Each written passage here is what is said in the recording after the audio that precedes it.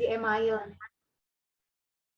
Kalau misalkan karies di email sebenarnya belum ada keluhan apa-apa. Jadi paling anak-anak cuman ngerasa nggak nyaman, tapi hanya sedikit. Kadang-kadang tidak ada keluhan apa-apa. Nah, yang kedua itu adalah karies dentin. Karies dentin ini biasanya udah mulai kelihatan mata. Nggak cuma dokter gigi yang bisa lihat, biasanya orang tua juga mulai bisa lihat.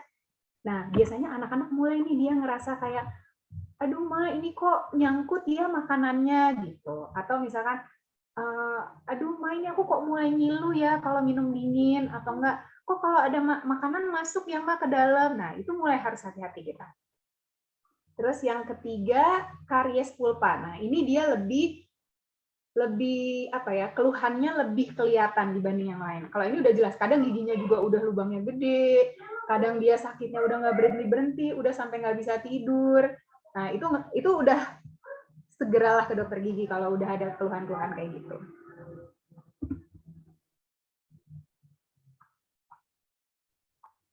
Nah, ini sebelum kita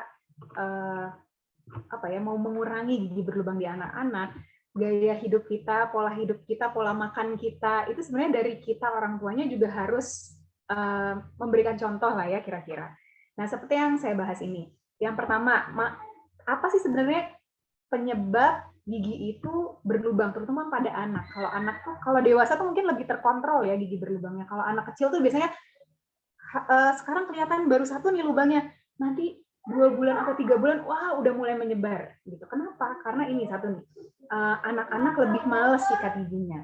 Mungkin kalau orang tua lebih gampang ya, maksudnya kita kasih tahu, oh ya Pak, Bu, nanti kalau sebelum tidur harus sikat gigi gini. Oke, mungkin lebih cepat masuk. Tapi kalau anak-anak kan kita harus ekstra sabar gitu, memberikan penjelasan ke anak-anak. Ayo sebelum tidur, sikat gigi dulu ya nak, ini dulu. Itu kayaknya setiap malam kita harus jangan bosan-bosan untuk ngasih tahu anak-anak kita. Mungkin nanti kebiasaan itu baru terbentuk sekian bulan lagi, tapi nggak apa-apa, jangan menyerah. Terus yang kedua nih, makanan kariogenik. Makanan kariogenik seperti yang terlihat di gambar. Apa sih makanan kariogenik? Makanan yang manis, terus yang nempel-nempel itu, terus abis itu yang banyak mengandung karbohidrat juga. Nah, kenapa makanan kariogenik itu bikin gigi berlubang? Ya tadi, karena dia jadi makanan utama bakteri untuk menghasilkan asam. Nah, sekarang ada lagi nih, kurang makanan berserat. Kenapa dia jadi penyebab gigi berlubang? Perlu orang tua ketahui bahwa makanan berserat dan buah-buahan itu kan kasar ya. Jadi dia kayak berserat-berserat gitu. Jadi kalau dia nyentuh ke permukaan gigi, itu dia seperti menyikat giginya. Nah, itu keuntungan untuk kita. Kenapa? Karena dia sifatnya self-cleansing. Jadi tanpa kita harus tanpa kita sikat gigi, makanan juga membantu nih membersihkan plak di giginya. Jadi ini sebuah keuntungan kalau kita rajin makan sayur dan buah-buahan. Nah, selanjutnya nih, permasalahan anak-anak sekarang suka ngemut makanan, ya kan? Itu permasalahan banget. Satu, lama banget makannya, bikin ibu-ibunya pada pusing ya. Nah, kedua, gigi depannya itu biasanya pada habis semuanya, karena sisa makanannya semua rata-rata nempel ya di depan ya, sisa-sisa makanannya. Terus ngebersihinnya juga susah, karena dia nempel di belakang makanannya. Nah, itu juga harus diperhatikan baik-baik. Terus selanjutnya, ini nih, kalau misalkan, mungkin kalau anak-anak SD kelas 5, 6, atau mungkin dari kelas 3 juga udah nggak ngedot ya. Nah, kalau misalkan yang masih awal-awal nih, kelas 1 mungkin masih ada yang suka ngedot, mungkin minum susu, sebenarnya niat kita baik. Sebelum tidur dia minum susu dulu gitu. Tapi usahakan jangan pakai dot gitu. Dan usahakan kasih waktu dulu dia minum susu, dia berkumur dulu, terus seling sekitar 15-20 menit, baru dia nanti sikat gigi dulu sebelum tidur. Nah, baru boleh tidur gitu. Kalau bisa, sebisa mungkin dilatih dari sekarang. Emang mungkin ini tidak semudah yang kita bicarakan, tapi insya Allah kalau kita membiasakan, insya Allah nanti akan menjadi kebiasaan yang baik. Nah, sekarang untuk lebih jelasnya lagi, supaya kita semua aware juga dengan gigi berlubang pada anak, ini saya kasih tahu nih. Kita lihat di gambar yang pertama. Kalau di gigi anak, gimana sih bentuknya karies email? Nah, ini nih. Karies email bisa kita lihat kayak gini bentuknya. Jadi dia ada kayak lubang kecil, udah mulai kelihatan kuning-kuning sedikit. Nah, itu kita harus hati-hati. itu udah saatnya kalau bisa secepatnya ditambal, jangan dibiarin gitu aja. Karena di anak-anak, pengalaman saya pribadi, kalau misalkan kita lihat pasien datang anak kecil nih, terus dia datang, oh waktu kita tambal cuma satu nih giginya yang lubang gitu. Nanti kalau dia kontrol 2 bulan lagi atau itu kadang sudah menjalar kemana-mana si gigi berlubangnya. Jadi secepatnya. Nah, selanjutnya nih, kalau misalkan karies email itu nanti harus digimanain dok? Kalau misalkan ke dokter gigi sama dokter giginya diapain dok? Nah, jadi gini, kalau misalkan kariesnya hanya di lapisan pertama di karies email, itu biasanya bisa langsung ditambal kok. Dan ini jadinya menghemat budget juga dibanding kalau lubangnya jadi besar. Biasanya 1 kali kunjungan aja kalau karies email. Yang penting anaknya kooperatif. Dia mau ditambal, dianya berani, atau minimal dia mau diarahkan untuk mau ditambal. Oke, terus kalau keluhan nggak ada ya, belum ada biasanya. Lalu ini yang harus diperhatikan. Mungkin belum banyak yang tahu. Ada yang namanya white spot. Jadi ada spot di gigi anak-anak itu yang warnanya keputihan. Dia ini bukan lunak ya, jadi jatuhnya dia ini sebenarnya masih keras kondisinya, tapi dia sudah mau lunak gitu. Jadi, nah ini biasanya dokter gigi sih yang melihat hal-hal ini gitu ya, melihat spot-spot ini biasanya dokter gigi yang mulai sadar. Kadang lubang-lubang kecil ini nggak kelihatan kalau dalam kondisi gelap. Jadi kalau misalkan orang tuanya ada yang rajin ya, maksudnya aware banget nih sama kesehatan gigi anak-anaknya, boleh tuh pakai lampu handphone misalkan, coba kita lihat nih gigi anak kita nih masih aman nggak ya? Gitu.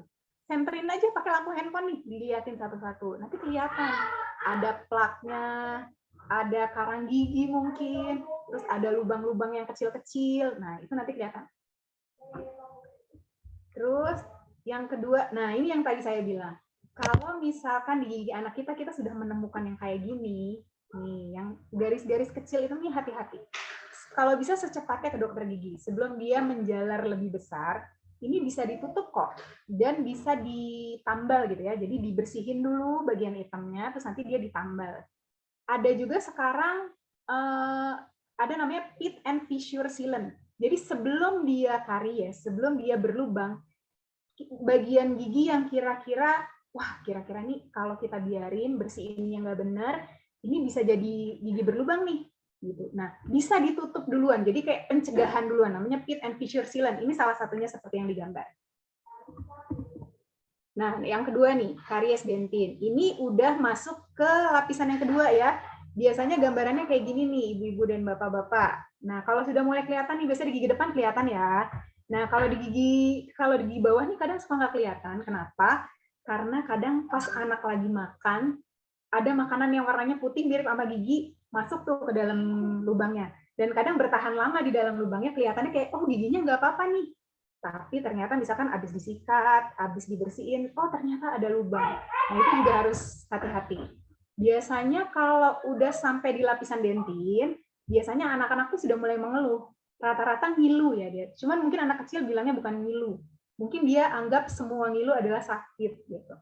Cuman biasanya tanda-tandanya pada saat dia makan, dia merasa, aduh ini nggak enak nih makanannya masuk sakit. Nah, tapi nanti setelah dibersihin, biasanya sakitnya mulai hilang.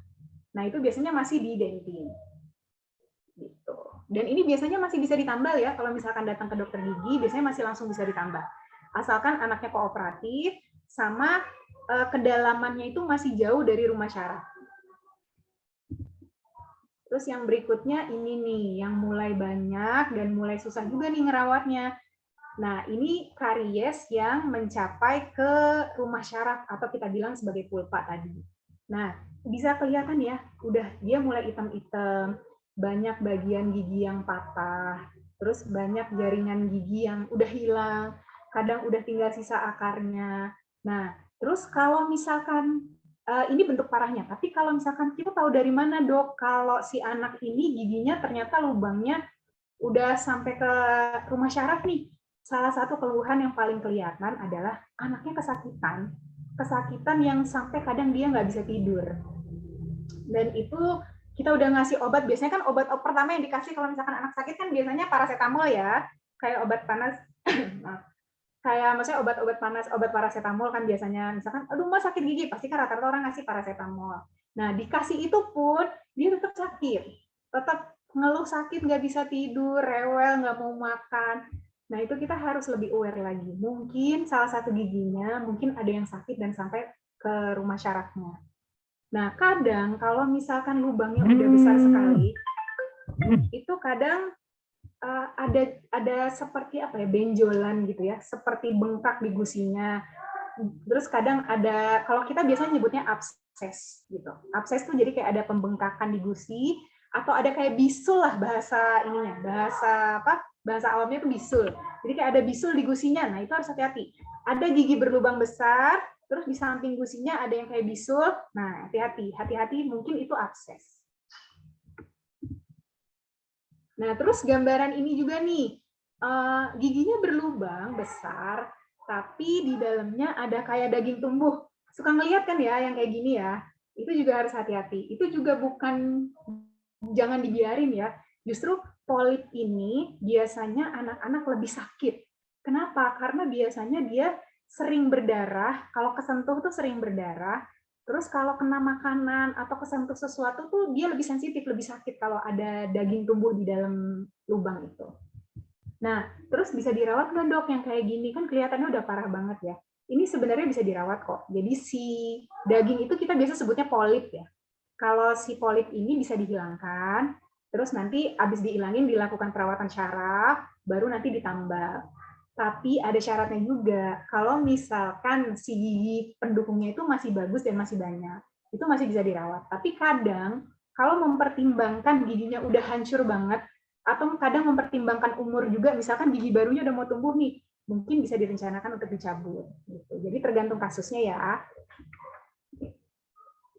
Nah ini nih, ini juga banyak banget di anak-anak SD terutama ya, apalagi yang dulunya ada riwayat selalu minum susu botol sambil tidur gitu.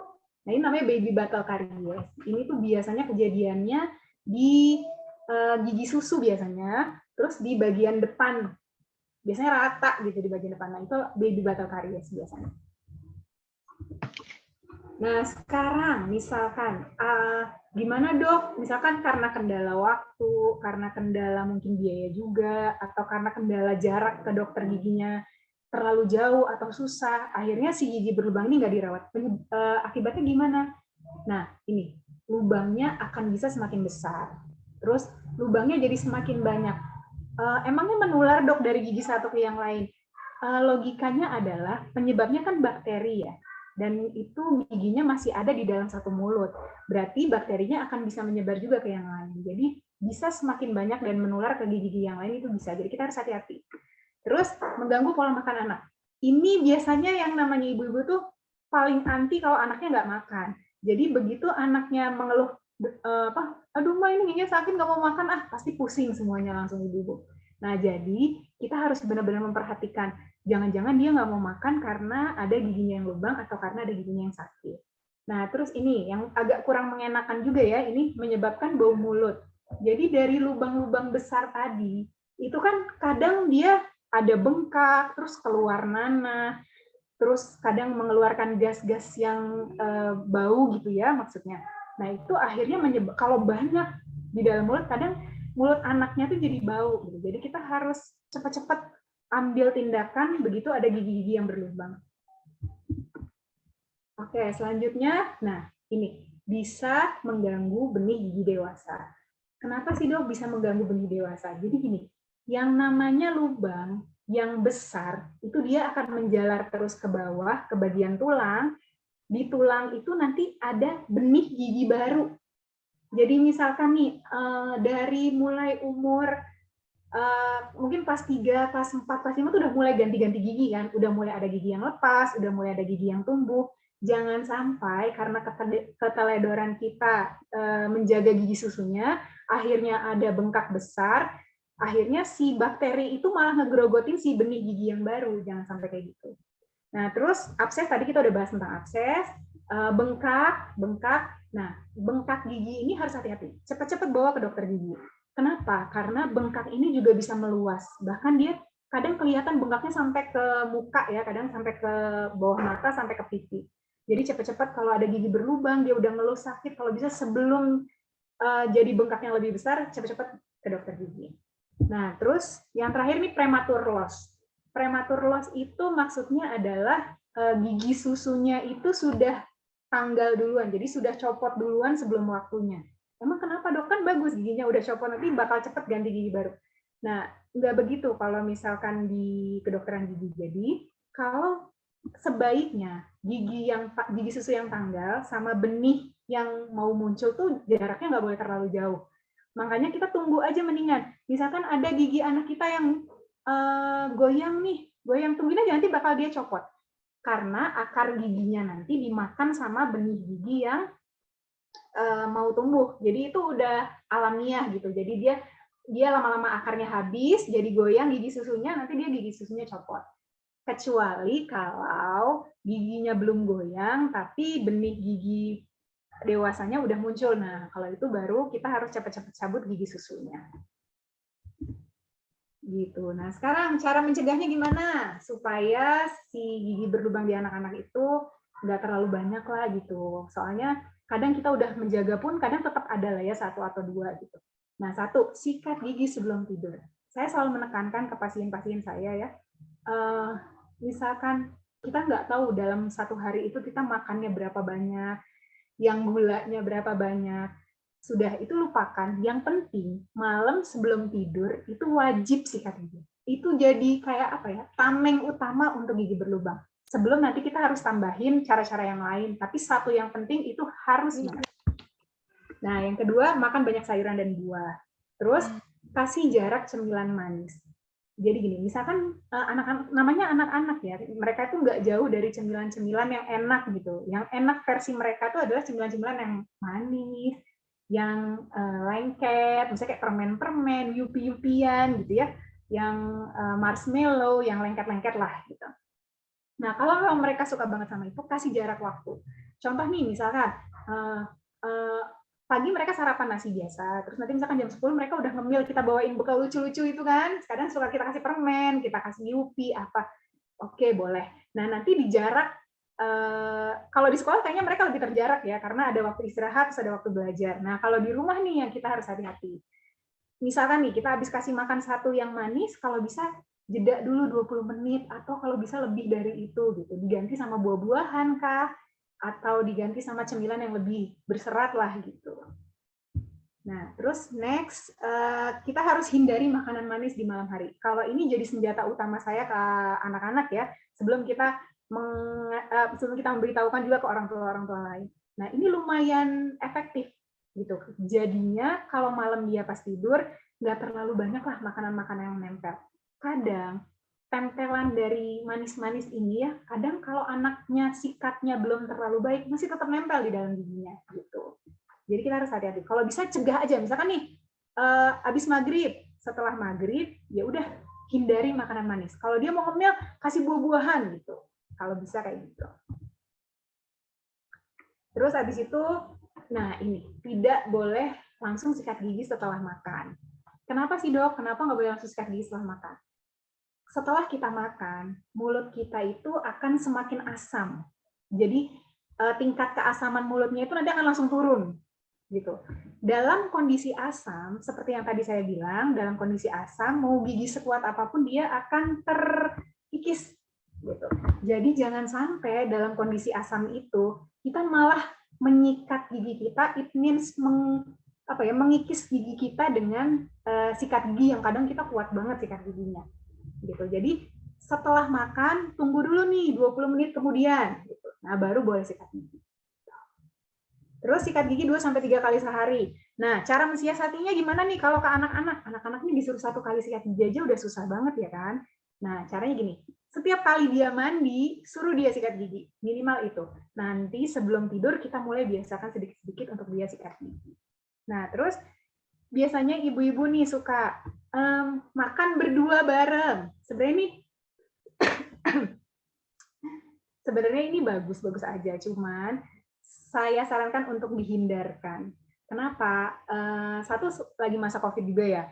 2, hindari kontak mulut ini untuk menghindari perpindahan bakteri dari mulut ibu yang dewasa ke anak-anak. Jadi kalau bisa anak-anaknya dulu aja dulu makan, nanti kita terakhir gitu, misalkan kita ganti sendoknya atau gimana, itu bebas.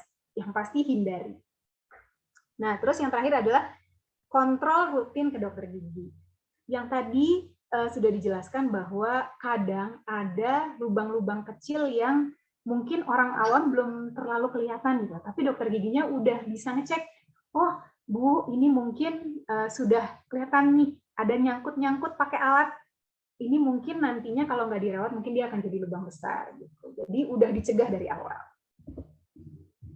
Nah, saya mau jelaskan sedikit juga, selain gigi berlubang ya ini ya, kondisi-kondisi yang harus diwaspadai juga sama orang tua. Dan ini kadang-kadang sering kita temukan di anak-anak SD. Nah, kayak misalkan gini, kalau misalkan ada yang camah giginya, nah ini menyulitkan sikat gigi, menyulitkan dia makan, segera langsung konsultasi ke dokter gigi. Terus ada yang giginya kayak gini nih, jadi gigi depannya dia nggak menyatu antara gigi atas sama bawahnya, dia nggak gigit. Terus ada gingsulnya. Nah, itu juga segera konsultasikan langsung ke dokter gigi. Kalau ini sering ditemui nih ya, kalau di anak-anak mulai kelas 3, kelas 4, tuh udah mulai ganti gigi baru. Nah, ini disebutnya persistensi gigi. Nah, yang tadi saya bilang, gigi susunya masih ada dan nggak goyang, tapi gigi permanennya, gigi dewasanya udah tumbuh di belakangnya. Apa yang harus kita lakukan sebagai orang tua? Segeralah langsung dicabut gigi susunya. Jadi boleh anaknya yang disuruh goyangin gigi susunya, terus goyangin sampai gigi susunya copot boleh. Atau cepat ke dokter gigi juga boleh. Biasanya kalau kayak gini harus cepet ya. Jadi nanti kalau misalkan lama gitu, atau misalkan gigi depannya nggak dicabut-cabut, nanti si gigi dewasanya akan tumbuh di belakang. Jadi dia nggak maju ke depan. Dok, kalau misalkan kondisinya kayak gini, misalkan ya, seperti di foto ini ya, nih kondisinya kayak gini, seperti di foto, itu akan maju ke depan nggak kalau misalkan gigi susunya dicabut? Akan loh Bu, ya, jadi nggak usah khawatir. Jadi, cabutlah giginya sesuai waktunya. Insya Allah giginya akan rata menyesuaikan. Gitu. Terus gigi tonggos juga ya, segera konsultasikan ke dokter gigi. Nah, sekarang ini, buat apa sih kita harus ke dokter gigi 6 bulan sekali? Kita harus ngecek karies itu lebih awal, supaya kita bisa cepat ngobatin. Kita harus ngecek juga ada kelainan nggak ya di letak-letak giginya, atau misalkan urutan pertumbuhan giginya, misalkan harusnya umur sekian udah numbuh nih gigi yang ini, harusnya umur sekian udah numbuh nih gigi yang ini. Jadi kalau misalkan ada keterlambatan atau ada kelainan, bisa cepat-cepat diatasi. Nah, terus anaknya juga jadi lebih tenang kalau ke dokter gigi. Jadi bukan paradigmanya bukan gini, anaknya nggak sakit apa-apa kok, jadi nggak usah ke dokter gigi, jangan gitu. Nanti akan susah. Pada saat dia beneran sakit gigi, diajak ke dokter gigi, dia akan susah nanti. Nah, terakhir, edukasi untuk orang tua. Jadi nanti biasanya setiap kali pemeriksaan gigi atau kontrol gigi, biasanya dokter giginya akan menjelaskan, oh yang ini mungkin harus ditambal duluan nih, oh yang ini hati-hati ya, sikat giginya harus begini, gitu. Nah, sekarang cara menyikat gigi. Cara sikat gigi ini nanti akan saya jelaskan dari video, maksudnya saya akan jelaskan langsung.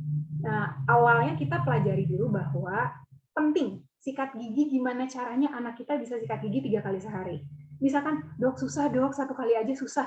Oke, malam sebelum tidur wajib. Setelah itu harus meningkat, harus ada progres di setiap harinya. Misalkan, oke, 2 hari ini berhasil nih, malam sebelum tidur.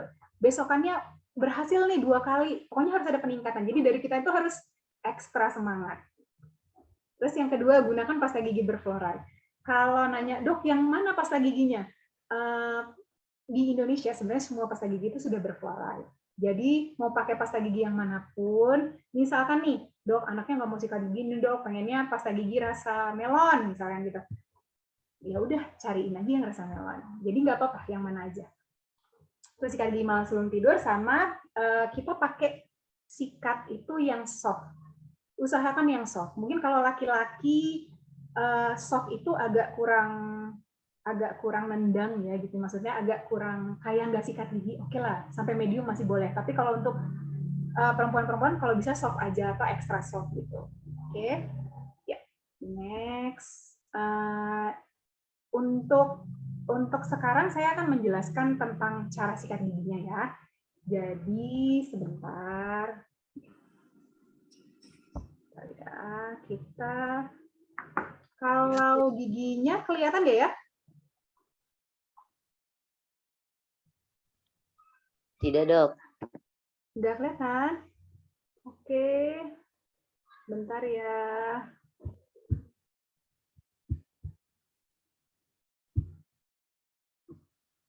Mungkin gini ya. Kalau gini lebih kelihatan ya? Kelihatan Ya, dong. lumayan. Oke. Nah, kalau cuman ini mungkin agak kurang ini kameranya. Nggak apa-apa, dari sini aja ya. Nah, ada 3 Mungkin gerakan. screen-nya ditutup dulu, Dok. Oke, bentar ya. Oke, gini ya. Oke. Nah, ini ada 3 gerakan dasar. Jadi, yang pertama itu adalah gerakan horizontal. Horizontal ya, begini ya. Jadi kayak digosok ke kiri, ke kanan, ke kiri, ke kanan. Gitu. Jadi kalau kita pegang di gigi itu gini. Ini hampir semua melakukan ini ya. Itu yang pertama. Yang kedua, itu gerakannya adalah vertikal. Jadi vertikal itu, oke, gini ya. Vertikal itu dia begini. Dan dari arah gusi ke gigi. Yang ini juga dari arah gusi ke gigi. Gitu ya. Jadi kalau ini secara lambat, kalau cepat berarti dia begini. Gitu ya. Kalau di gigi kita di gini posisinya. Yang pertama horizontal, yang kedua vertikal. Yang ketiga adalah sirkular. Nih kalau dulu ada tuh film Ipin Upin ya, bulat gitu ya. Jadi diputar, kayak diputar. Nah, gini posisinya. Ini secara teori ya. Nanti pada saat pelaksanaannya, contoh nih ya, saya mau nyikat gigi depan nih. Pertama saya kasih odol dulu seperti biasa. Setelah itu biasanya orang-orang bikin busa dulu ya di giginya. Ada yang suka yang ada busanya, ada yang enggak nih. Misalkan udah ada nih busanya. Nah, biasanya horizontal dulu tuh. Horizontal. Nah, setelah itu nanti kita gabungkan antara vertikal sama sirkularnya. Contoh nih ya, gini. Nah, ini. Gitu. Jadi menggabungkan antara sirkular dengan vertikal. Kalau di model dia begini bentuknya. Sirkular, vertikal di sela giginya. Sirkular, vertikal di sela giginya. Nanti kalau dipercepat, biasa aja ya, gini ya. Gitu. Nah, itu untuk bagian depan. Untuk bagian depan. Nah, yang kedua adalah bagian kunyah. Jadi kalau kita ngunyah, itu dia ketemu antara gigi atas sama bawah. Jadi permukaan ini ya, permukaan kunyah. Contoh nih, ini gigi atasnya dulu ya. Kita kalau atas dan bawah ini cuma bisa horizontal rata-rata. Karena susah kalau mau pakai yang muter-muter ya. Jadi dia langsung seperti ini. Nah, ini dia nyikat seperti ini. Nah, gitu. Dan nggak boleh cuma 1 kali atau 2 kali ya. Ini hitungannya bisa 10 kali sampai 20 kali. Karena giginya ini ada parit-parit kecil yang susah dibersihkan. Jadi kita nyikatnya nanti sampai 20 kali gitu. Kesininya juga 20 kali, kesininya juga 20 kali gitu. Jadi harus ekstra semangat ya. Yang bawah juga sama ya. Kalau untuk yang bawah juga horizontal aja. Horizontal aja udah susah ya. Oke. Nah, yang ketiga nih, bagian dalam. Ini anak kecil biasanya susah banget. Sementara ini, kita ngajarin dulu ke orang tuanya. Nanti akan saya kasih tips kalau misalkan ini mau diaplikasikan ke anak-anak ya. Oke, nih contoh nih. Kalau misalkan atas ya, gigi atas nih. Kita luruskan dulu seperti ini. Habis itu kita miringkan 45 derajat. Terus kita turunkan sedikit ke arah gusi. Ulangi ya. Jadi kita luruskan dulu seperti ini, lurus di atas giginya, terus kita miringkan dulu 45 derajat, terus kita turunkan ke gusinya. Baru kita sikat. Sikat, terus setelah itu begitu sampai dibelokkan, dia harus vertikal memutar. Satu persatu. Nih. Jadi dia posisinya gini nanti. Itu satu persatu. Ya. Jadi gigi taringnya dalamnya disikat, terus gigi serinya disikat, itu satu persatu di bagian dalam. Kalau kita nggak satu persatu, akan banyak sekali plak yang tertinggal dan karang gigi yang tertinggal. Oke, satu persatu. Ya, ini satu persatu. Baru setelah kita nyampe ke belakang lagi sama kayak tadi. Lurus, 45 derajat, naik ke atas sedikit, baru kita sikat. Nah, kalau bawah bisa lebih jelas nih.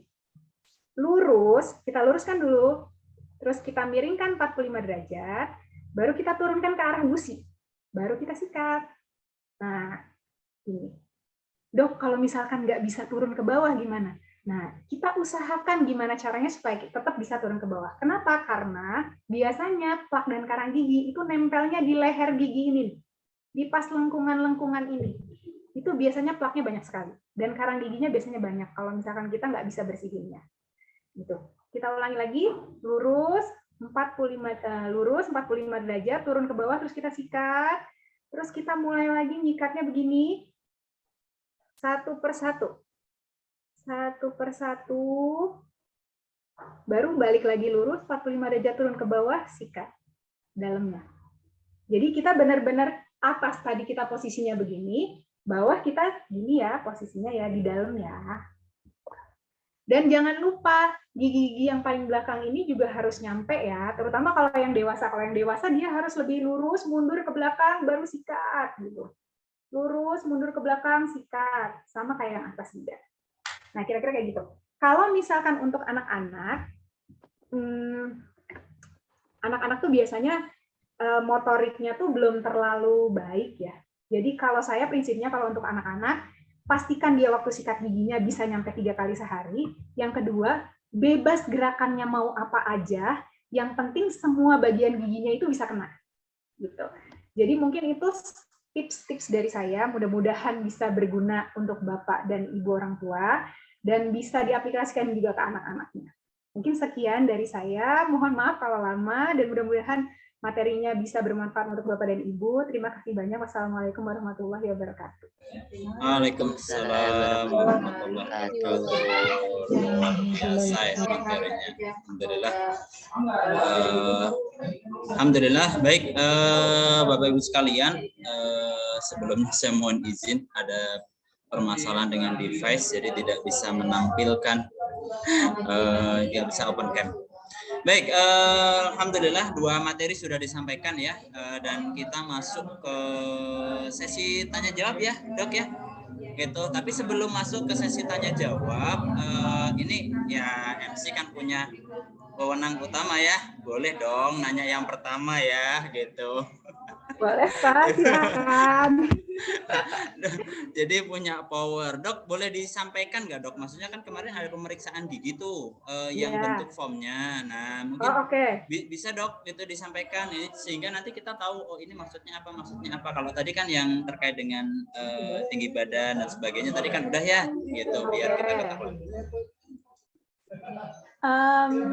Kalau form yang kemarin pemeriksaan ya sebentar ya. Sebenarnya mungkin saya jelaskan aja di dalam formulir itu kalau nggak salah di situ cuman keterangan secara umum ya. Kayak misalkan di dalamnya itu ada keterangan torus palatinus gitu ya. Ada kan ya di atas. Nah, itu artinya jadi gini. Kalau kita buka mulut anak-anak, itu di atas langit-langitnya itu ada kayak tonjolan. Ada yang ada yang enggak. Jadi ini tuh fisiologis. Jadi bukan sebuah penyakit. Jadi nggak usah khawatir ya. Nggak usah khawatir. Kalaupun ada tonjolan ya nggak apa-apa. Itu cuman kayak variasi aja. Kalaupun nggak apa-apa. Nggak ada masalah. Kalau itu yang torus palatinus. Ada juga yang torus mandibula. Nah, itu artinya yang bawahnya, tonjolan di bawah lidah. Ada atau enggak, cuman gitu aja. Nah, terus ada list juga di situ palatumnya dalam atau enggak gitu ya. Ada pilihannya palatumnya dalam, sedang gitu ya kan. Nah, itu sama, palatum itu langit-langit. Jadi langit-langit atasnya itu dalam atau enggak? Sebenarnya gitu. Terus habis itu ada keterangan ada gigi berlubang atau enggak? Kalau nggak salah kayak gitu. Jadi secara umum aja. Ada yang mau ditanyain lagi nggak ya yang lainnya? Kalau oklusi apa, Dok? Oklusi. Oh iya, ada oklusi, benar. Nah, oklusi itu gini. Oklusi itu adalah gigitan antara rahang atas sama bawah. Jadi gigitan itu ada yang dia open gini, ada yang normal dia gigit gini, ada yang dia miring. Jadi gini. Miring. Jadi kalau gini normal, open, ada yang dia miring. Kalau miring tuh crossbite biasanya. Ada normal, ada crossbite, ada step bite ya. Ada step ya sama. Jadi dia intinya gigitan antara atas sama bawahnya normal atau enggak. Siap. Kemudian terakhir, Dok, masih terkait dengan itu pemeriksaan itu kan ada gigi ya, 1, 2 dan sebagainya. Itu ngelihatnya tetap kiri kanan gitu ya dari gambar itu, atau yang kanan tuh sebenarnya bagian kiri atau bagaimana sih gitu? Jadi itu odontogram ya, odontogram. Jadi kalau odontogram tuh biasanya ada tulisan gigi, kalau anak kecil biasanya 5, 6 gitu. Atau misalkan hitungan 1, 2, 3, 4, 5 gitu. Jadi 1 tuh dari tengah. Dari tengah. 1, 2, 3, 4, 5. Biasanya gigi anak cuma sampai 5 kok. Ya kan? Nah, terus posisinya kalau mau lihat, jarang sih biasanya ya kalau orang tua tanpa ke dokter gigi terus dia baca sendiri, biasanya jarang. Cuman kalau memang mau dibaca sendiri, itu bisa gini. Jadi kalau kita lihat di kertas, bagian atas sebelah kiri itu adalah bagian kanannya anak-anak. Oh, atas sebelah kiri itu bagian kanan ya. Benar. Jadi itu bagian kanannya anak-anak. Tuh. Kalau misalkan bagian sebelahnya berarti bagian kiri. Iya. Siap. Oke, baik. Terima kasih, Dok, penjelasannya. Buat tambahan buat yang lain ya, insya Allah terkait, karena ini terkait dengan juga apa istilahnya tadi ya, ketika kita dapat form tuh gimana sih, minimal kita tahu. Baik, ini sekarang lanjut ke pertanyaan dari Bapak Ibu ya. Insya Allah tidak didominasi dari MC, jadi hanya awal tadi. Nah, ini ada pertanyaan pertama, Dok, dari Bunda Habib, kelas 3C. Assalamualaikum, mohon informasi cara cepat, ini nggak tahu nanti mungkin bisa apakah ke Dokter Nawira atau ke Dokter Rizky.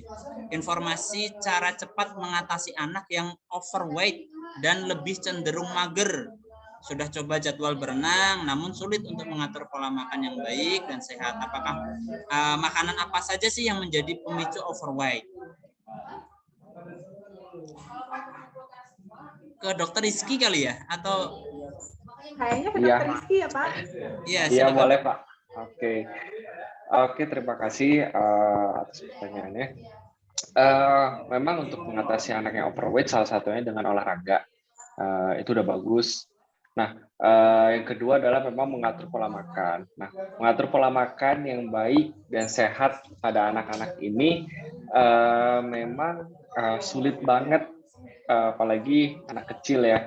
Nah, ini memang butuh bantuan peran penting dari orang tua dan juga dokternya.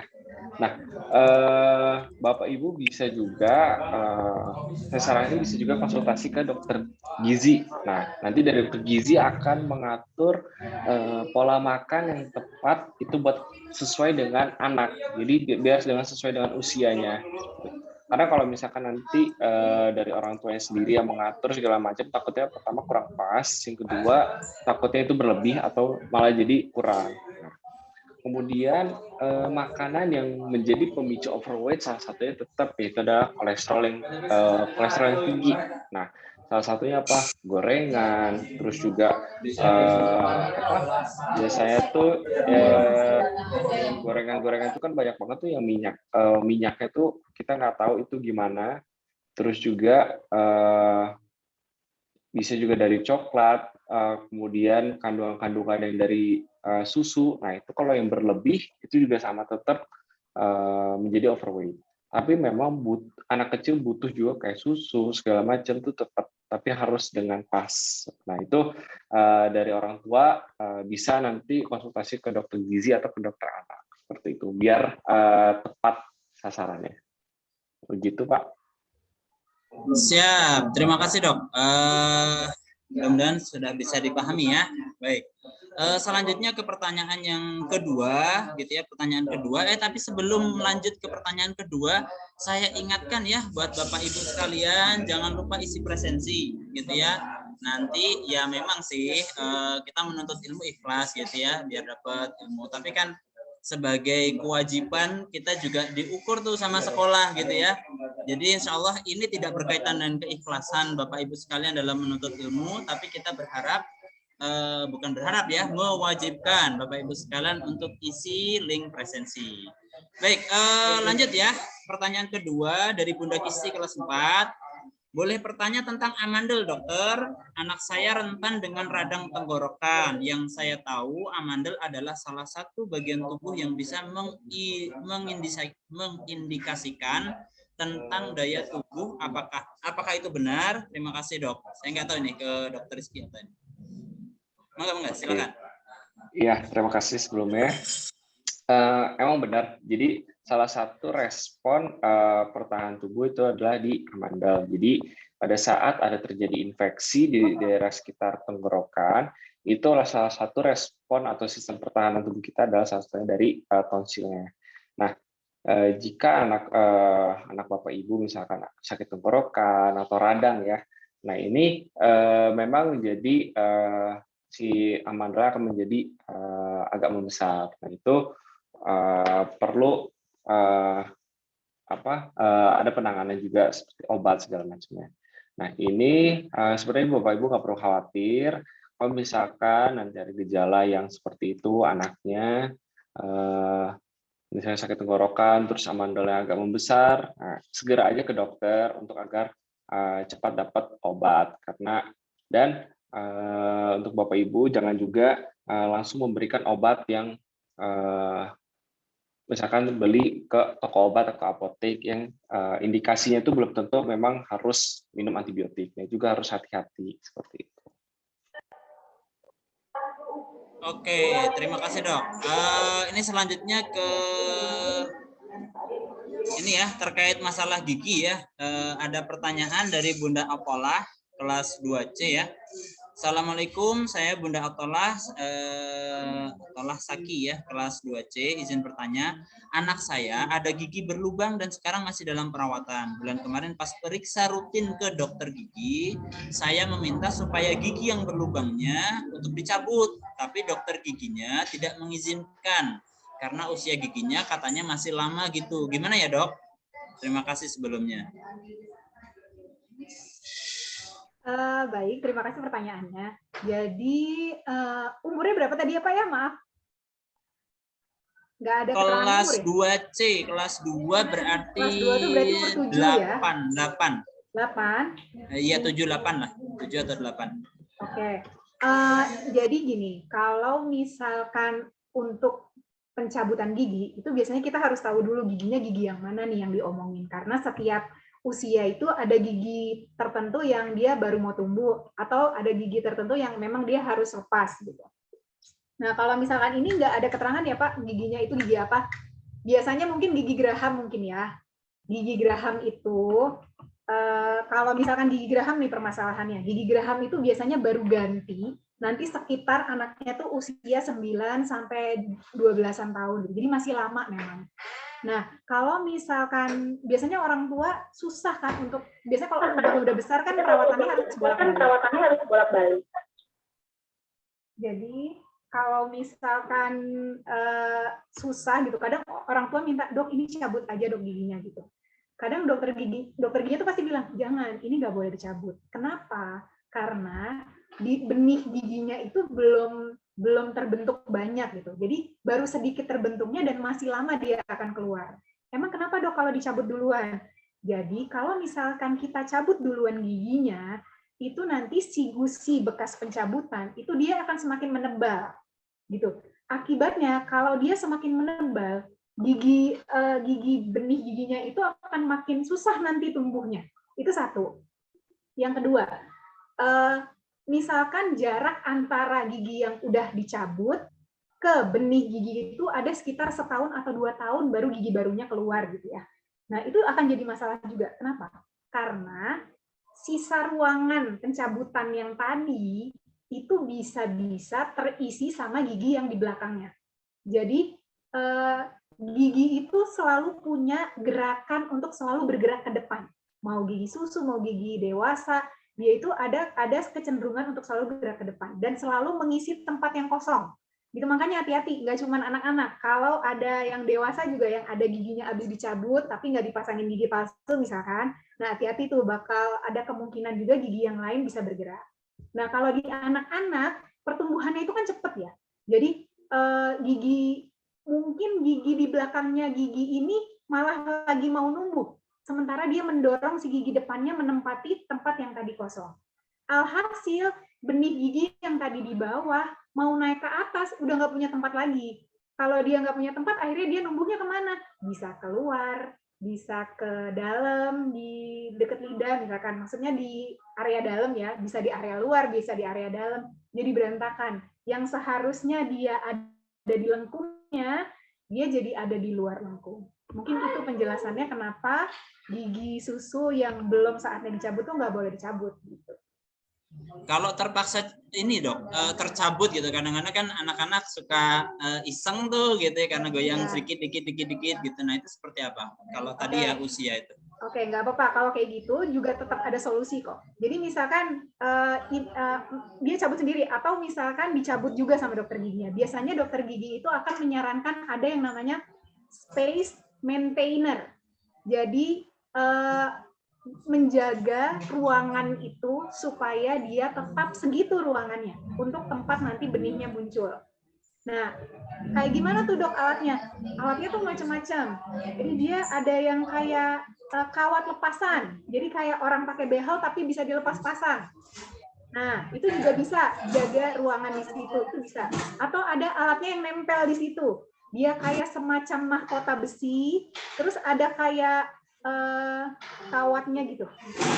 Intinya alat-alat ini itu menjaga si ruangan itu supaya dia nggak mengecil atau diisi sama gigi yang lain. Gitu Pak. Siap. Terima kasih dok. Lanjut ya. Pertanyaan kedua masih terkait dengan gigi. Keempat ya. Masih terkait dengan gigi dari Bunda Kisti kelas 4. Boleh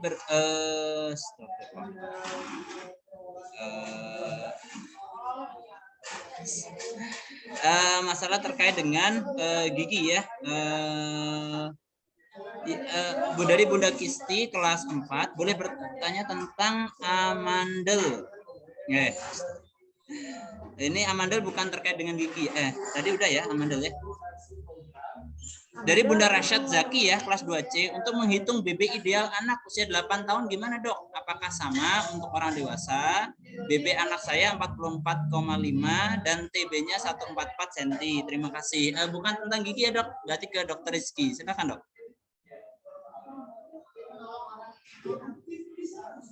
Bagaimana Pak? Tentang ini menghitung BB ideal anak sama nggak sih dengan orang dewasa gitu, karena usia BB-nya 44,5, TB-nya 144. Oh ya, tadi saya udah sempat ngitung. Jadi emang cara ngitung berat badan ideal itu ada rumusnya, itu berat badan dibagi dengan tinggi badan kuadrat, tapi dalam bentuk dalam hitungan meter. Nah, jadi untuk anak dan dewasa ya berbeda. Kalau pada anak itu sesuai dengan usia. Nah, begitu semua anak dan dewasa juga sama, tergantung dari jenis kelamin. Nah, tadi kan makanya pada saat di awal saya bilang tadi memang penting untuk kita mengetahui identitas ini laki-laki atau perempuan, kemudian usia berapa karena untuk menentukan BMI-nya tadi. Nah, kemudian sebenarnya Bapak Ibu bisa hitung menggunakan, sekarang udah banyak banget aplikasi dengan di handphone menggunakan untuk menghitung BMI ideal. Jadi itu Bapak Ibu bisa ngontrol anaknya seperti itu. Nah tadi yang berat badan yang berat badan berapa ya Pak tadi ya? 44,5 Berat ya? badan 44,5, ya. Tinggi badannya 144. 144 ya. Oke. Nah, usia 8 tahun ya. Tadi memang Iya, 8 kalau tahun. dihitung itu BMI-nya 21,5. Nah, ini sebenarnya udah overweight. Nah, tapi Bapak Ibu nggak perlu khawatir, anak yang overweight sebenarnya masih range yang berlebih sekitar 4 kilo. Nah, ini Bapak Ibu bisa mengajak anaknya untuk olahraga. Olahraganya rutin, kemudian juga tetap pola makan harus diatur, makanan kayak yang gorengan, yang berlemak tinggi, itu harus dikurangi. Kemudian juga susunya juga harus yang pas, yang ukurannya, kemudian juga jenisnya. Nah, itu semua bisa Bapak Ibu konsulkan nanti ke dokter anak atau ke dokter gizi. Nah, biar sesuai dengan usianya dan kebutuhan anaknya. Karena kan masih usia seperti usia 8 tahun ini tetap ya butuh asupan yang bagus juga. Seperti itu, Pak. Siap, terima kasih dok. Mudah-mudahan jelas ya. Berikutnya ini terkait masalah gigi ya dari Mami Anya 2B. Assalamualaikum, saya Mami Anya kelas 2B mau bertanya. Anak saya ada gigi berlubang di kiri bawah karena keluhan sakit akhirnya diputuskan ditambal sama dokter giginya.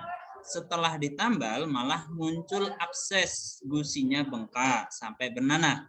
Setelah kontrol harus dibongkar tambalannya, tapi anak saya nangis kejer nggak mau dibongkar karena takut sakit. Jadi di rumah saya rutin sehari 3 kali kumur dengan betadin, obat kumur, kadang kempes, kadang hilang absesnya, kadang muncul lagi. Pertanyaan saya, apakah selanjutnya akan seperti itu berulang-ulang atau memang harus dibongkar tambalannya dan harus ditambal ulang lagi? Terima kasih dok. Oke, tadi saya sempat baca sih ini. Jadi gini, kalau misalkan abses itu kurang lebih sama kayak bisul ya.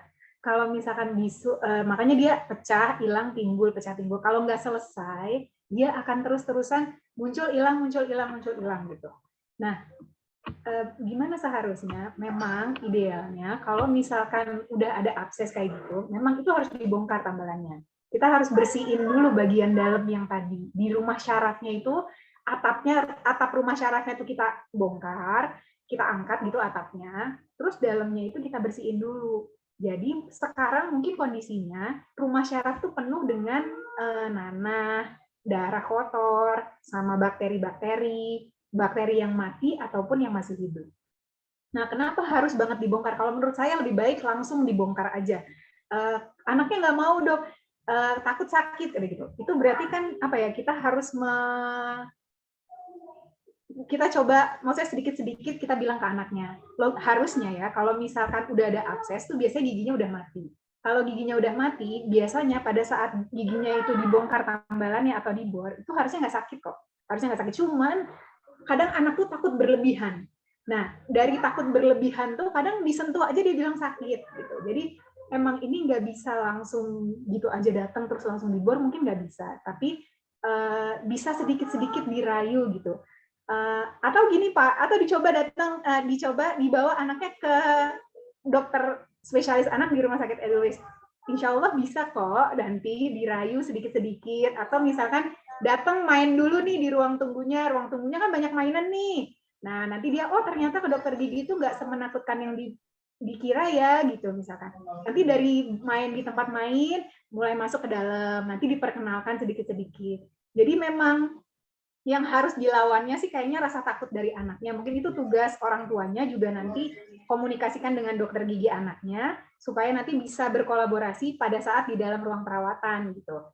Nah, kalau misalkan harus dibongkar atau enggak dok? Menurut saya harus dibongkar segera gitu. Meskipun sekarang dia mungkin nggak ada keluhan ya mungkin karena absesnya pecah. Pas pecah tuh biasanya nggak sakit. Nanti kalau misalkan muncul lagi ini lagi kenceng lagi mungkin dia sakit. Nanti kalau udah pecah lagi kayak bisul biasanya.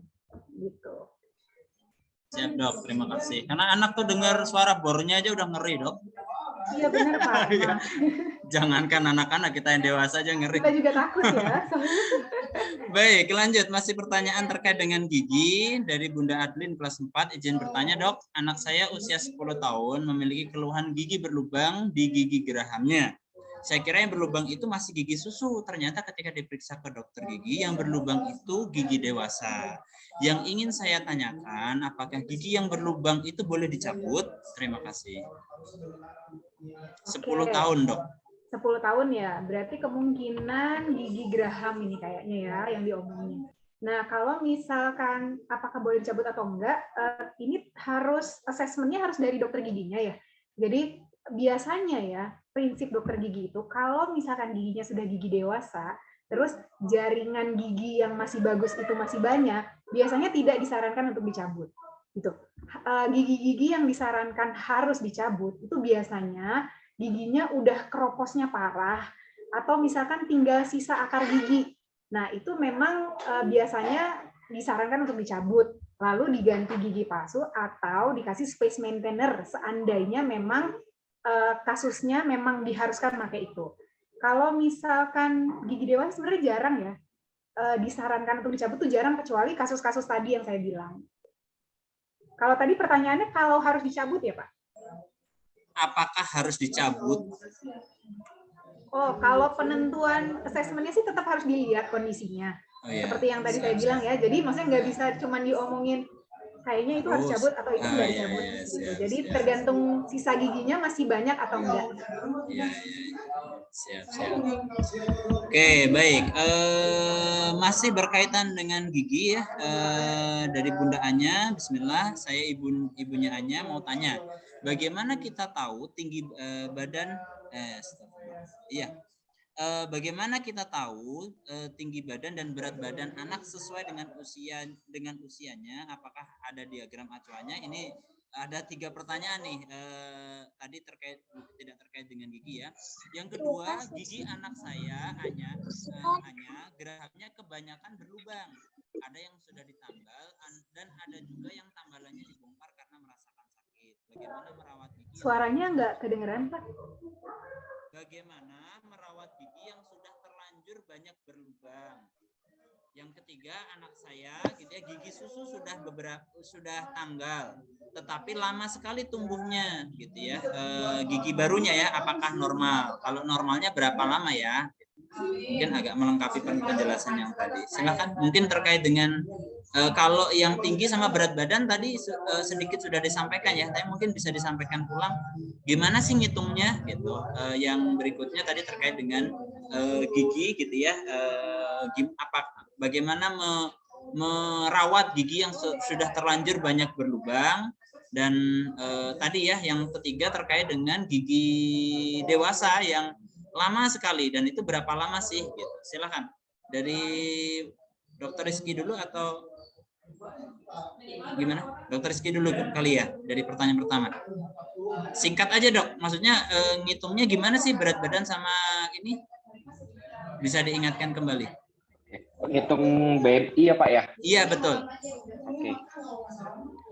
Ngitung BMI ini pertama ini syaratnya pertama jenis kelaminnya apa dulu, laki-laki apa perempuan ya, karena itu berbeda standar dari batasnya. Kemudian usia ya. juga penting. Iya, karena anak-anak ini usia misalkan 6 tahun sama 8 tahun itu beda, ini indikator batasnya itu beda. Underweightnya berapa, normalnya berapa, overweightnya berapa, itu berbeda. Nah, kemudian rumusnya adalah berat badan itu dibagi dengan tinggi badan pangkat 2. Nah, tinggi badannya hitungannya bukan sentimeter tapi dalam bentuk meter. Nah, ini keluar sekian, nah, kemudian nanti dicocokkan dengan usia dan jenis kelamin sesuai dengan BMI yang sesuai. Apakah ini overweight, apakah underweight, apakah itu normal. Seperti itu Pak. Oh siap. Ya. Oke. Ada aplikasi nggak Dok? Mungkin ada ya? Ada Pak. Ada. Bisa di-share mungkin ya di link gitu aplikasinya. Jadi biar mungkin nanti kalau ada istilahnya pertanyaan untuk mau pengen ngitung gitu bisa di situ. Iya. Boleh. Siap. Yang berikutnya terkait dengan gigi ya tadi. Oke, tadi tuh pertanyaannya gimana misalkan giginya udah terlanjur berlubang. Banyak berlubang gitu, perawatannya gimana sih gitu. Nah, ini banyak. kalau prinsip saya sih nggak ada kata terlambat, satu. Yang kedua, mulailah dari hari ini di saat, maksudnya udah tahu kan hari ini maksudnya apa yang harus kita lakukan. Satu, biasakan sikat gigi dari mulai hari ini. Misalkan kemarin-kemarin lewat, udah biarin aja, nggak usah dipikirin lagi. Biasain dulu sikat gigi. Setiap kali dia mandi suruh sikat gigi. Terus malam sebelum tidur, meskipun nanti mungkin ada kayak perang-perang kecil, nggak apa-apa, biasakan. Kalau dianya males atau misalkan dia udah ngantuk nih, udah nggak kuat, kan biasa anak kecil kayak gitu ya. Nah, bantuin sikat giginya. Atau kalau perlu bawa gayungnya sama sikatnya, deketin sama dianya. Nanti kalau udah mau kumur baru ke kamar mandi misalkan kayak gitu, boleh. Ini usaha kita aja supaya dia mulai membiasakan dirinya merawat gigi. Itu satu. Terus yang kedua, gigi yang lubangnya gimana, Dok? Cepat-cepat bawa ke dokter gigi, terus selamatkan yang bisa diselamatkan. Jadi saya percaya bahwa gigi lubangnya ini nggak mungkin semuanya harus dicabut kok. Jadi biasanya ada gigi-gigi yang masih bisa dirawat gitu. Nah, jadi nggak ada kata terlambat kok, bawa ke dokter gigi. Jangan ditambal satu persatu. Nanti konsultasikan sama dokter. Dok, saya benar-benar mau merawat gigi anak saya. Tolong kasih petunjuk atau arahan. Kira-kira yang mana yang harus ditambal, yang mana yang harus dicabut. Ada alat yang harus dipakai nggak? Atau misalkan ada, jadi kadang dokter gigi tuh punya tips dan tricks gitu ya, atau punya kayak misalkan, Bu, anaknya nanti sikat giginya caranya gini ya, gitu, atau caranya, atau kita ajarinnya begini ya, gitu. Jadi cepat-cepat bawa dan kontrol rutin. Itu bisa jadi salah satu senjata awal untuk menghempas si gigi berlubang itu. Gitu kira-kira. Nah, terus yang kedua tadi, kalau misalkan apa ya, sebentar. Ada gigi susu yang udah tanggal, tapi terus nggak tumbuh-tumbuh ya. Nah, kalau betul. Nah, ya, jadi gini, kalau secara teori, misalkan dalam hitungan sampai 5 bulan, bahkan sampai 2 tahun kurang, itu sebenarnya masih nggak apa-apa kok kalau dia belum tumbuh. Asalkan usianya udah sesuai ya. Kayak misalkan gini, saya pernah pengalaman juga, jadi gigi anak ini tuh giginya udah goyang dan udah goyang banget gitu, yang emang udah indikasi harus dicabut. Usianya dia kelas 1 atau kelas 2 gitu. Nah, ibunya galau banget selama 6 bulan sampai ada kali 1,5 tahun itu ya. Kebetulan ini tetangga, jadi saya masih ngikutin gitu. Ini udah nunggu belum gitu. Itu hampir 1,5 tahun itu baru keluar, bahkan mendekati 2 tahun itu baru keluar. Tapi nggak apa-apa, itu emang anak-anak itu ada yang cepat numbuhnya, ada yang lambat numbuhnya. Jadi menurut saya kalau masih sampai 2 tahunan gitu masih nggak apa-apa ya kalau menurut saya. Tapi kalau misalkan udah lebih banget dari 2 tahun, bahkan sebenarnya 1,5 sampai 2 tahun mungkin kita udah harus curiga. Tapi kalau lebih dari 2 tahun, mungkin kita harus curiga, ini benihnya ada apa enggak. Karena ada kemungkinan benihnya nggak ada, itu ada kemungkinan. Tapi mudah-mudahan enggak ya. Siap, terima kasih atas jawaban-jawabannya, dan saya perlu sampaikan ke Bapak Ibu sekalian, ini kayaknya tadi pertanyaan terakhir ya yang bisa kita sampaikan, bisa dijawab di forum ini, tapi bukan berarti kemudian tidak bisa dijawab ya. Jadi insya Allah setelah ini akan ada penyampaian dari Pak Wiki ya terkait program di EDOS. Nah, mungkin nanti juga salah satunya terkait dengan konsultasi mungkin ya seperti apa sih gitu, nanti bisa disampaikan ya. Insya Allah untuk tanya jawab kita tutup gitu ya, nanti insya Allah bisa langsung ke EDOS ya, Pak Dokter sama Bu Dokter ya, boleh ya nanti insya Allah. Boleh Pak, silahkan. Boleh, siap. Boleh. Baik. Baik, hatur nuhun Pak Dokter, Bu Dokter gitu ya atas penyampaian materi dan tanya jawab. Kita lanjut ke agenda berikutnya, penyampaian dan penjelasan dari Pak Wiki. Mangga Pak Wiki, layar saya persilakan. Sudah layar. Baik, Assalamualaikum warahmatullahi wabarakatuh. Waalaikumsalam warahmatullahi wabarakatuh. Alhamdulillahirrahmanirrahim. Pertama mungkin yang terhormat Pak Tito selaku Kepala Sekolah SD Juara kemudian Ibu Komite, dan Bapak Ibu dari siswa SD Juara, kemudian Dr. Nawira, Dr. Rizky, hatur nuhun dok pemaparannya. Singkat aja ya kalau dari Edelweiss Hospital. Perkenalkan Bapak Ibu sekalian, saya Wiki selaku dari Departemen Head Marketing Edelweiss Hospital.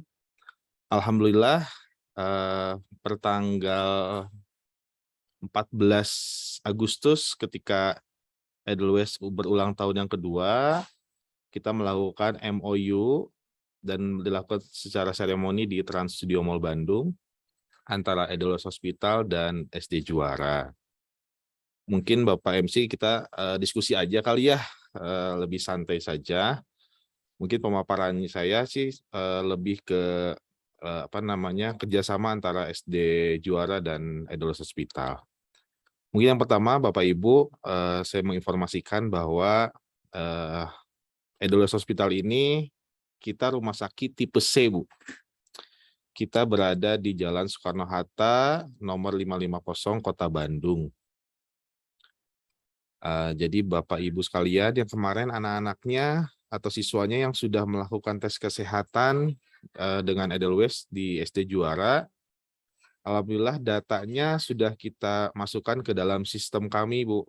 Pak, jadi kita sudah memasukkan nama dari siswa yang sudah melakukan tes kesehatan kemarin.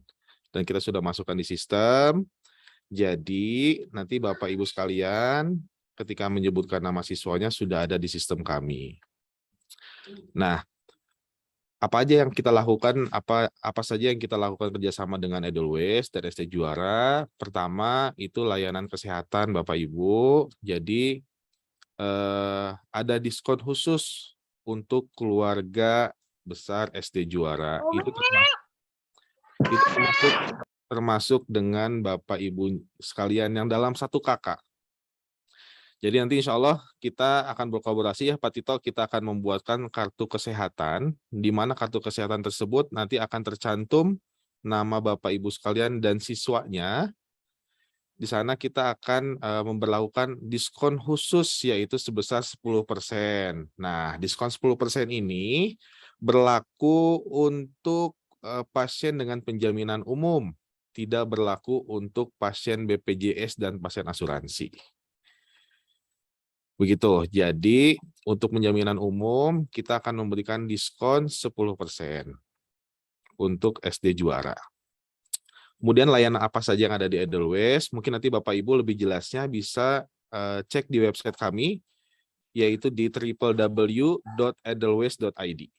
Nah, di sana lengkap ada pelayanan apa saja dan ada dokter apa saja yang ada di Edelweiss. Kemudian privilege apa lagi nih buat SD Juara, mungkin gitu ya pertanyaannya Pak Tito ya. Ya, betul. Selain diskon 10%, pertama mungkin kita memperlakukan privilege yang sama dengan beberapa klien kami atau yang sudah bekerja sama dengan kami. Kita memberikan jemput ambulan gratis, Pak Tito. Jadi nanti Bapak Ibu atau keluarganya ada yang sakit dan membutuhkan ambulan, tinggal telepon ke Edelweiss, nomor teleponnya 550 150. Itu untuk emergency fast response kita. Jadi Bapak Ibu, nanti kalau ada keluarga yang sakit, itu bisa telepon ke kami dan kita akan melakukan penjemputan oleh ambulan itu secara gratis. Kemudian apalagi gitu kan, nah nanti kita akan ada beberapa event mungkin Pak Tito tiap bulannya, atau nanti beberapa event bulan-bulan khusus, nanti ketika memang lagi musim liburan nih, liburan berarti kita butuh hitan. Mungkin anak-anak yang perlu dihitan, nanti kita akan adakan program khusus untuk SD Juara. Diskonnya berapa persen? Nah, nanti kita akan informasikan lagi untuk diskonnya berapa persen. Tapi Bapak Ibu jangan khawatir, karena Edelweiss itu kita tiap bulan kita selalu ada promo. Nah, Kang Wiki gimana caranya? Kalau misalnya kan kita dapat diskonnya 10%. ternyata di bulan November itu kita ada beberapa layanan yang diskonnya lebih dari 10%. Nah, diskon yang lebih besarnya akan kita berlakukan. Jadi misalnya di bulan November kita ada diskon untuk paket lahiran sebesar 20%. Nah, nanti akan diberlakukan itu diskon yang besarnya yang akan kita berlakukan. Untuk yang regulernya, untuk SD Juara, nanti kita akan diskon 10% untuk semua layanan. Jadi di akhir billingnya nanti kita akan diskon 10%. Seperti itu Bapak Ibu. Nah, banyak juga pertanyaan ke kita, ke Edelweiss. Kang, kalau Edelweiss itu sudah buka BPJS belum? Katanya gitu ya. Sudah bisa terima BPJS belum? Alhamdulillah Bapak Ibu, untuk di Edelweiss, untuk layanan BPJS kita sudah buka dari tanggal 7 Februari 2022. Hanya untuk layanan BPJS kita ini baru ada 4 layanan, plus 1 layanan. Yang pertama itu untuk BPJS kita ada layanan untuk Objin, itu bisa menggunakan BPJS. Kemudian poli anak umum itu sudah bisa pakai BPJS.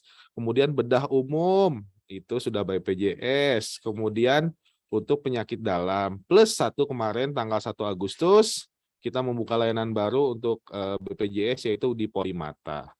Gimana caranya Kang Wiki untuk BPJS di Edelweiss? Melakukan dulu vaskes 1-nya dulu. Jadi kita Edelweiss ini sebagai vaskes selanjutan atau rumah sakit tipe C. Jadi Bapak Ibu yang mempunyai BPJS bisa melakukan kontrol atau melakukan pemeriksaan di vaskes 1, kemudian nanti minta rujukan ke rumah sakit Edelweiss. Insya Allah beberapa vaskes sekitar Edelweiss atau beberapa jarak dari Edelweiss kita sudah terbuka e-care kita atau layanan kita terbuka layanan kita di beberapa vaskes 1. Seperti itu mungkin kalau dari Edelweiss Hospital Pak Tito dan Pak Syafri. Mungkin kita lebih banyak tanya jawab saja ya. Siap. Lebih banyak diskusi Baik. saja. Oke. Silakan. Mungkin ada yang mau open mic gitu ya, menanyakan Enggak Bapak Ibu. fasilitas-fasilitas, boleh silakan. Ini kita buka open mic gitu ya. Nah, dari Pak Tito ada yang mau ditambahkan nggak Pak Tito? Assalamualaikum. Waalaikumsalam. Oh iya, silakan. Perkenalkan, saya Lutfi, ayahnya Anissa 1C. Halo. Mangga Pak. Iya, silakan. Oh iya, mau nanyain fasilitas hitannya ada apa aja? Tapi kok disuruhnya open mic ya? Berarti ada keresahan atau? Oh iya, dan harus lucu Pak ya. Oh iya. Nah, itu udah dapet tuh ketawa. Silakan. Iya, nanyain yang hitannya jenisnya ada apa aja, yang tipe klaim atau apalah gitu. Ya. Untuk saat ini memang progres, karek esoraan. Oh iya. Terus tuh punchline lagi kan? Punchline. Bener open mic. Ya, alhamdulillah memang di Edelweiss kita punya poli hitan, itu ada Dr. Reza.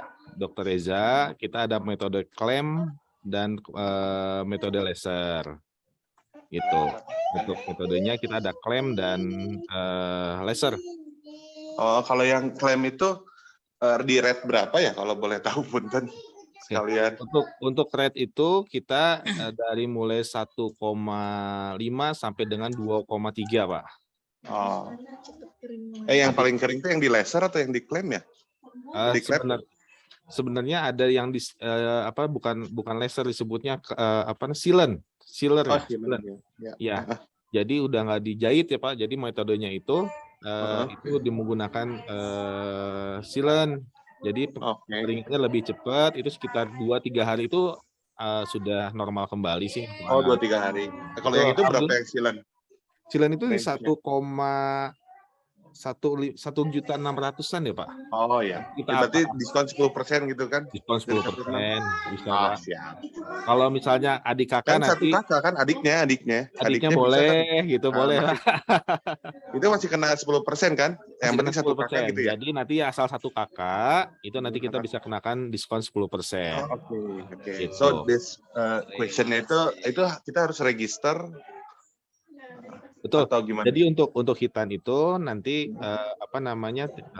registrasi dulu ke pendaftaran kami, ke admission kami. Kemudian nanti akan dilakukan pemeriksaan dulu oleh dokternya, apakah memungkinkan atau tidak untuk dihitan. Kemudian nanti dilihat kondisi dari anaknya sudah siap apa belum, gitu kan Pak? Nanti kita tinggal penjadwalan untuk hitannya. Insya Allah sih kalau di kita kemarin juga kita mengadakan hitanan massal ya sebesar 50 anak. Alhamdulillah 50 anak ini tidak ada trauma, tidak ada trauma dan semuanya juga hanya nangis-nangis kecil lah, nggak ada yang sampai berontak yang luar biasa gitu. Iya. Karena Paling memang break dance lah ya. ya karena memang untuk rasa trauma ke anaknya ini kita minimal sekali sih, Pak. Minimax ya. Saya juga dulu waktu terima. anak lagi dirawat di sana jadi nyaman sih. Dari perawatnya Masya nyaman beneran deh. Allah. Ini testimoni nih. Benar. Enggak, sebentar lagi dapat transferan kan endorse. Asik. Insya Allah paling nanti udah libur sekolah, adiknya juga kan kebetulan TK, emang mau niat langsung disunat, jadi nanti Boleh. mungkin sekalian register dan segala macam. Jadi nanti untuk yang keluarga besar SD Juara itu nanti bisa kontak ke saya untuk pendaftaran segala macam, nanti saya bantu deh. Nanti saya akan kawal untuk SD Juara. Masya Allah, alhamdulillah. Jazakallah khairan kasiran. Hatur nuhun. Assalamualaikum. Waalaikumsalam warahmatullahi wabarakatuh. Mungkin ada yang nanya lagi. Saya Mama Siva, dokter. Kalau mau berobat ke Edelweiss harus bawa rujukan dari klinik fase awal atau langsung bisa ke Edelweiss. Oke, Bapak Ibu, kalau untuk yang melakukan pemeriksaan menggunakan BPJS, itu harus menggunakan rujukan dari Vaskes 1. Vaskes 1-nya di mana? Entah di kliniknya atau di puskesmas. Nanti dari puskesmas atau kliniknya akan dibuatkan piker untuk rujukan ke Edelweiss. Jadi hanya untuk 5 layanan saja untuk BPJS-nya. Saya ulangi ya, untuk BPJS kita itu ada di Objin, kemudian penyakit dalam, kemudian poli anak umum, kemudian bedah umum, dan satu lagi mata. Itu yang sudah bisa kita cover atau kita layanan BPJS kita. Insya Allah untuk kedepannya kita akan buka beberapa poli lagi sedang proses. Insya Allah. Kemudian mohon doanya dari Bapak Ibu sekalian, target kita Edelweiss sampai 2025 kita akan membuka 5 rumah sakit baru. Pertama mungkin di tahun depan ini kita akan buka rumah sakit baru di Kota Bandung, itu ada di Caringin. Di Soekarno-Hatta nomor 147 gitu ya, saya lupa nomornya, di Jalan Soekarno-Hatta juga dekat Caringin. Kemudian bulan ini kita akan groundbreaking Edelweiss Cianjur, insya Allah. Nanti sampai 2025, insya Allah kita akan buat 5 rumah sakit baru. Seperti itu. Nah, untuk bapak-bapak dan ibu-ibu sekalian yang belum, misalnya kartu pelajarnya belum jadi nih Kang Wiki, atau kartu kesehatannya yang nanti kita akan buatkan dengan SD Juara belum jadi, nggak usah khawatir. Nanti Bapak Ibu tinggal datang ke SD Juara, ke Rumah Sakit Edelweiss, nanti kita tinggal konfirmasi saja ke SD Juara. Apakah betul dari keluarga SD Juara. Seperti itu, jadi kita nggak terlalu kaku harus bawa, harus ada kartu kesehatannya, nggak usah. Nanti kita coba bantu konfirmasi langsung dengan pihak SD Juara. Siap. Terima kasih Pak Wiki ya. Selanjutnya ini kalau nggak dikasih kesempatan khawatir nanti saya kena sempritnya. Silakan Bunda Tita, silakan. Nanti kontraknya dihabiskan kalau nggak ini. Ya, saya bisa begitu ya. Ya, bismillah. Assalamualaikum Kang Wiki. Waalaikumsalam Bu. Ya, izin bertanya. Ini sebetulnya antusiasme hari ini tuh luar biasa ya Kang. Dokter Rizky, kemudian dari Dokter Nawira juga. Di room chat itu masuk pertanyaan tuh lebih dari 20 sebetulnya. Jadi tadi juga coba untuk direkap ya oleh adminnya. Dan bahkan memang tidak ada kesempatan untuk bisa bertanya banyak. Untuk pertanyaan dari saya pribadi, yang pertama mungkin kemarin itu ada beberapa anak-anak yang tidak bisa mengikuti pemeriksaan kesehatan di sekolah gitu ya. Jadi mungkin datanya berarti kan belum masuk ya Kang di sana. Nah, apakah nanti juga ada yang pertama, apakah ada kesempatan untuk melakukan pemeriksaan kesehatan seperti di sekolah kemarin atau tidak, dan karena datanya tidak ada, apakah tetap bisa mendapatkan benefit yang tadi ya, selama misalnya kartu kesehatan yang pelajar tadi belum ada. Kemudian pertanyaan saya berikutnya, tentunya berharap kita tidak sakit ya Kang, sampai harus periksa gitu ya tentunya gitu. Tapi apakah benefit yang 10% ini, diskon 10% ini juga berlaku ketika kita akan melakukan medical check up? Jadi kondisi kita sehat pun gitu ya, kalau kita ingin tetap periksa ke sana di rumah sakit yang rasa hotel itu ya Kang ya. Jadi apakah berlaku juga untuk medical check up, karena ya tidak hanya untuk saat sakit, mungkin barangkali ayah bunda juga ingin memeriksakan kesehatan sebagai bentuk preventif. Mungkin itu dari saya Kang. Baik, Bu Tita, hatur nuhun. Yang pertama, yang terkait dengan ada anaknya, siswanya yang belum melakukan tes kesehatan nih, yang kemarin ikut dengan pihak sekolah. Mungkin nanti kita akan kembalikan lagi kebijakannya dengan pihak sekolah ya, apakah akan dilakukan di Edelweiss, apakah nanti kita menunggu yang berikutnya, untuk pemeriksaan berikutnya, untuk cek kesehatannya. Yang kedua, misalnya anaknya kemarin nggak ikutan cek kesehatan, berarti datanya belum ada, nggak jadi masalah Bu. Nanti tinggal dibuatkan saja surat keterangan dari pihak sekolah bahwa yang menyatakan bahwa pasien tersebut gitu ya, pasien tersebut itu dari SD Juara, entah itu memang anaknya, siswanya, atau dari keluarganya. Karena kita sambil menunggu kartu kesehatan ya, mungkin yang akan kita launching. Kita akan launching, kita akan bareng-bareng deh kita launching kartu kesehatan Edelweiss Hospital dan SD Juara gitu. Siap. Kemudian yang ketiga tadi untuk berlaku nggak Kang kalau misalnya tidak hanya untuk sakit? Medical check up ya. Medical check up, betul. Jadi memang Edelweiss Hospital ini bukan hanya untuk orang sakit Ibu, tapi Ibu datang ke rumah sakit Edelweiss pengen ngopi juga bisa. Kita ada Coffee Labs ya. Masya Allah.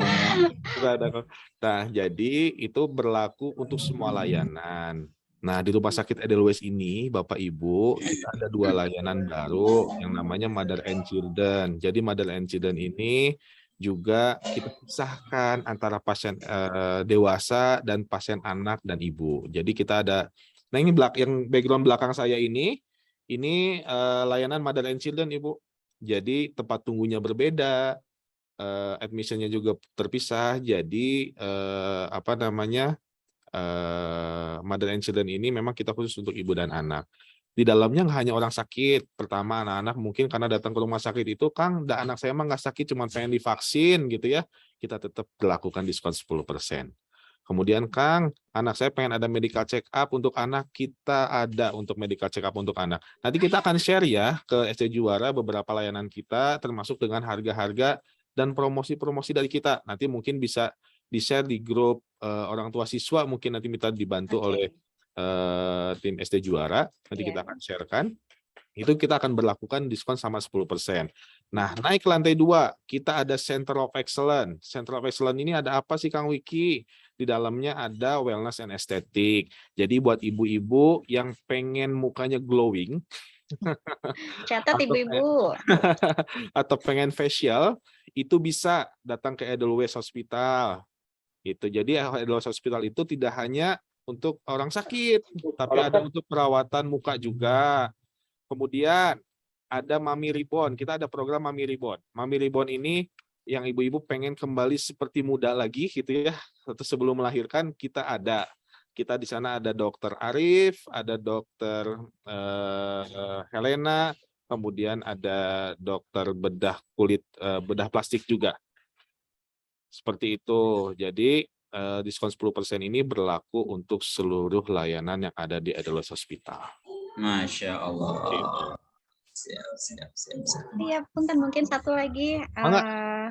Ini juga masukan mungkin untuk sekolah ya barangkali ya Pak Tito.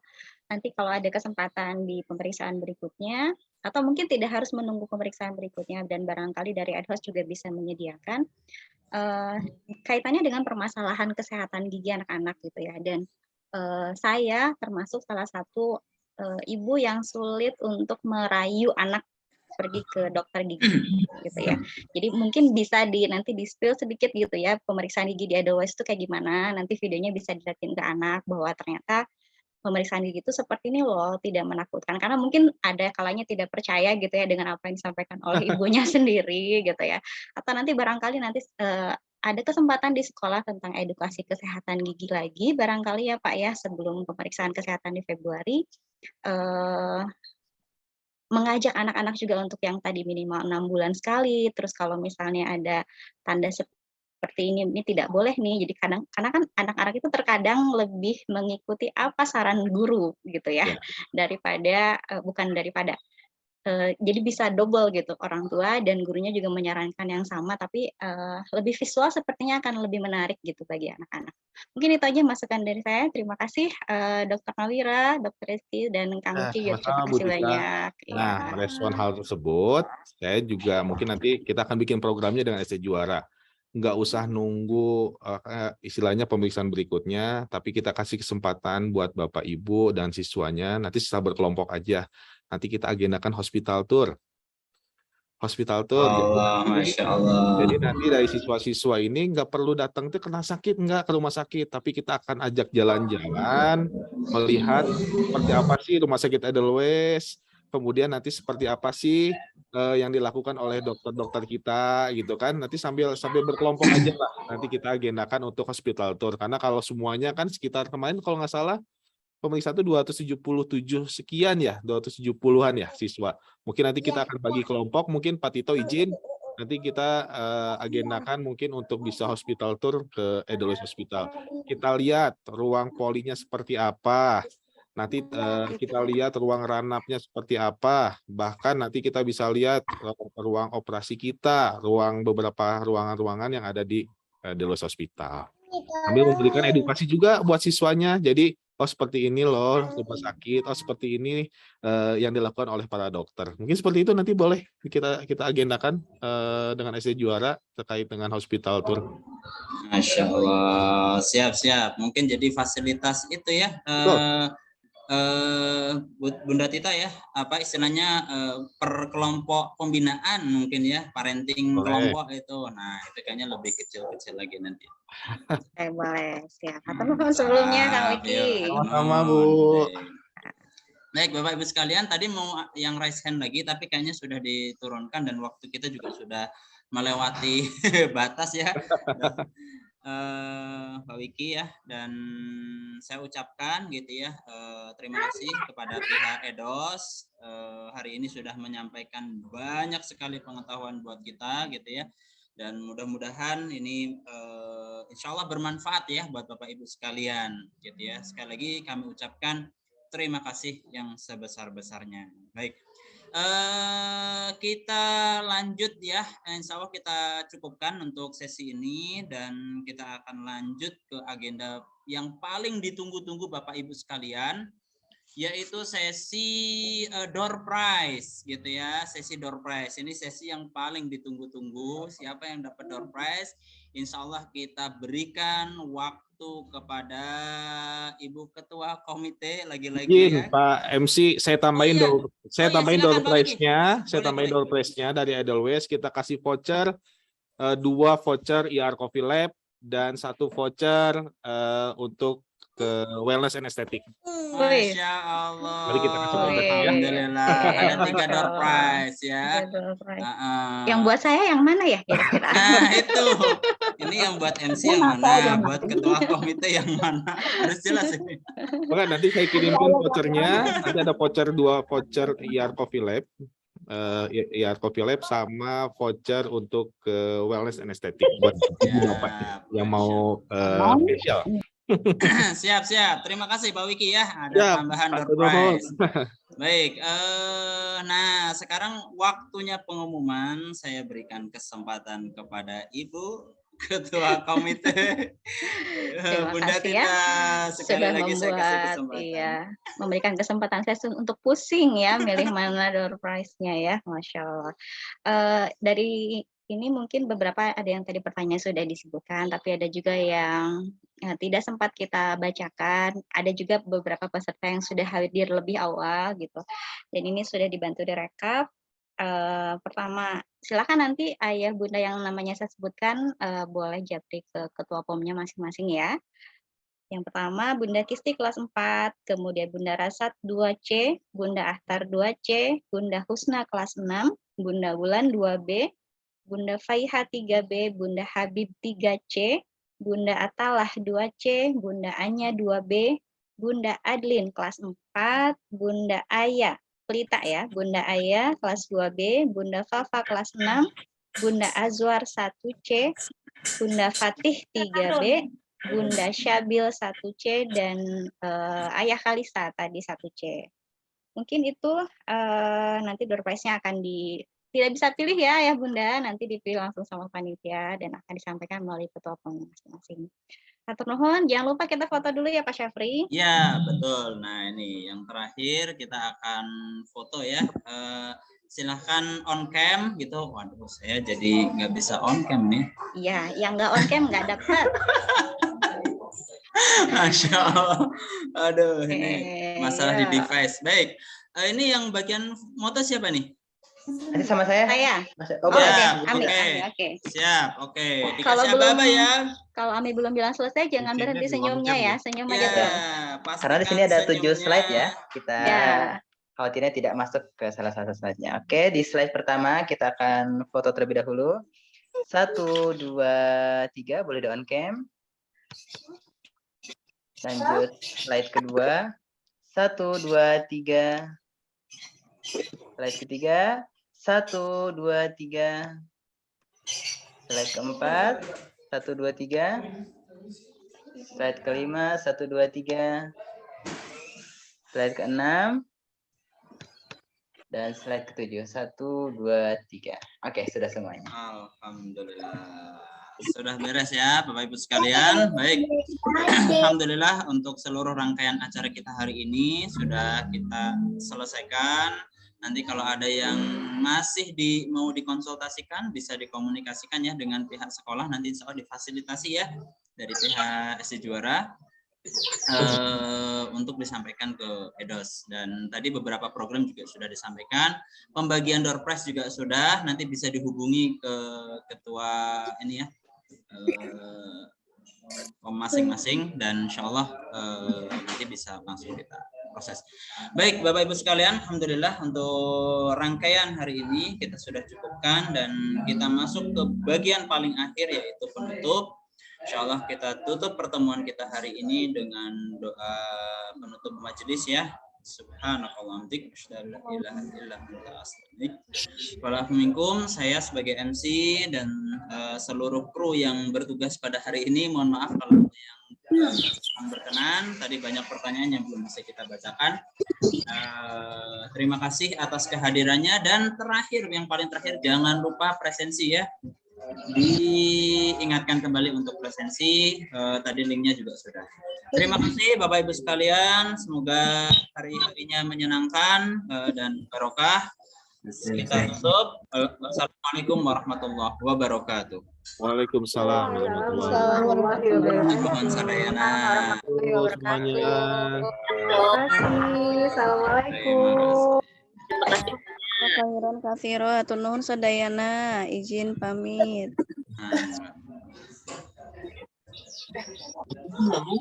Penung baik.